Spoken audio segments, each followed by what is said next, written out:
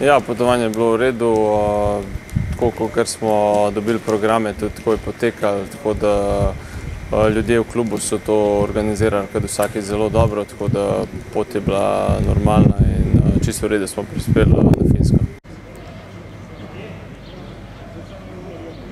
Ja, vedeli smo, kakšna je podlaga tukaj, tako da smo se včeraj probali vsaj malo navaditi, prilagoditi na naši domači umetni travi, tako da danes probamo še igrišče tukaj in mislim, da jutri ne bi smelo biti težav. Vsekakor si želimo napredovanja, vemo, da smo kvalitetnejše moštvo in verjamemo v to, tako da jaz mislim, da bi jutri mogli zagotoviti napredovanje. Pa naša priložnost je v tem, da moramo biti strpni, ne smemo preveč naglo kreniti v tekmo, tako da rezultat je odprt, potrpežljivi moramo biti in priti do zmage.